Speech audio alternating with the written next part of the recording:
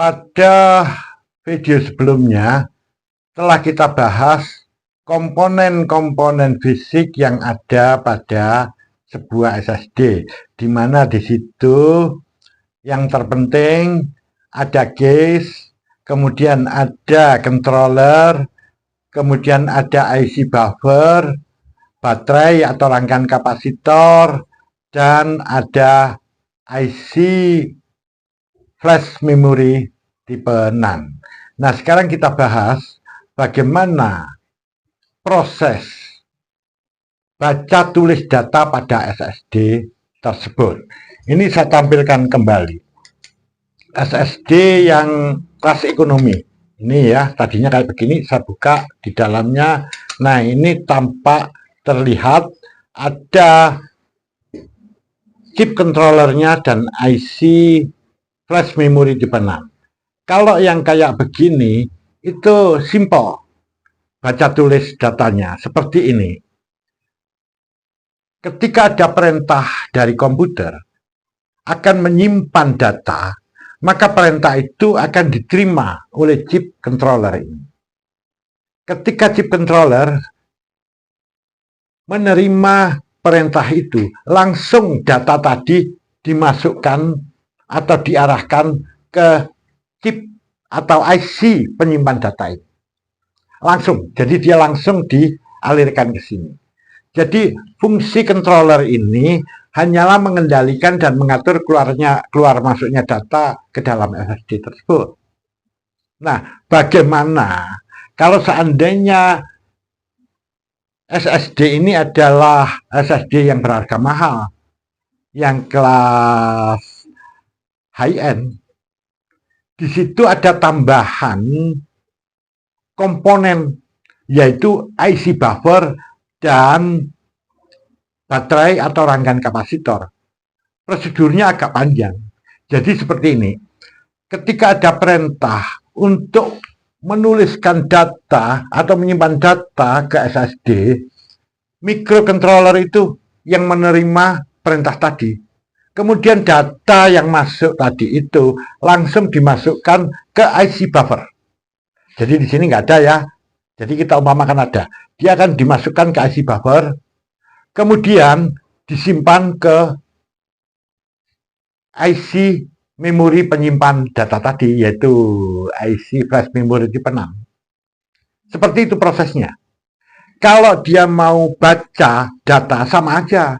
Perintah baca itu akan diterima oleh controller ini, maka chip controller inilah nanti yang mengendalikan membaca data yang ada pada IC memori penyimpan data ini. Kemudian data itu langsung disalurkan ke komputer, keluarnya ke sana. Jadi seperti ini urutannya untuk yang kelas high-end yang memiliki buffer. Ini contohnya. Jadi data yang masuk ini oleh chip controller ini akan diarahkan masuk ke buffer. Setelah itu baru dilanjut ke IC flash memory tipe 6 ini, disimpan di sini. Nah, di sini IC buffer ini mendapatkan power atau tenaga listrik dari baterai. Jadi di sini nanti ada baterai. Kalau itu bukan baterai, biasanya rangkaian kapasitor. Nah, apa sih fungsi dari baterai itu? Begini ya ceritanya. Kalau ada data masuk, tadi kan dimasukkan ke buffer. Buffer ini harus mendapatkan power listrik. Nah, power listriknya itu dari baterai. Ketika dia sudah menyimpan di situ, data sudah masuk, misalkan listrik itu mati. Jadi mati tiba-tiba. Data yang sudah terlanjur masuk itu pasti tidak akan hilang.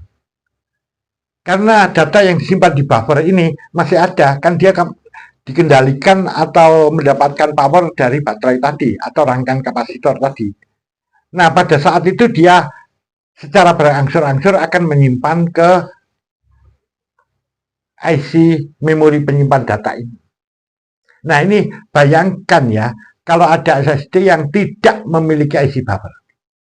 Jadi begitu data masuk ke sini, langsung diarahkan ke IC memorinya ini. Nah, ketika listrik tiba-tiba mati, data tadi bisa hilang. Nah, ini loh yang banyak orang berkata demikian. Wah, SSD itu ternyata ada kelemahannya ya. Kalau listrik mati tiba-tiba, itu data bisa hilang yang ada di dalam. Jawabannya iya, dia bisa hilang. Mengapa hilang? Nah, nanti ya, dalam mekanisme bagaimanakah penulisannya dan bagaimanakah pengambilan data itu berbeda dengan hard disk. Berbeda sekali. Nanti di sana akan lebih jelas. Jadi saat kita itu dalam proses menyimpan, kemudian listrik mati, memang datanya bisa hilang. Nah, ini salah satu kelemahan SSD. Jadi nggak selamanya SSD itu bagus, seperti itu ya.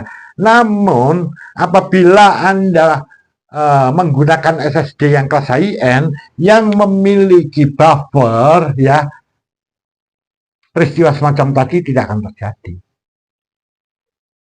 Kenapa? Data yang sudah masuk masih di buffer kok. Nanti baru disimpan perlahan-lahan, listrik mati, nggak masalah karena dia dapat pasokan listrik dari baterai atau rangkaian kapasitor tadi. Nah, ini bedanya SSD yang memiliki IC buffer dan yang tidak memiliki IC buffer. Jadi di sini pemirsa ya, kalau membeli SSD itu jangan berpatokan pada gini, oh saya yang beli yang kapasitasnya 2 tera, gitu aja, jangan ya. Tanyakan hal yang semacam ini. Ya. Nah, nanti masih ada lagi kayak begini penyebabnya ya.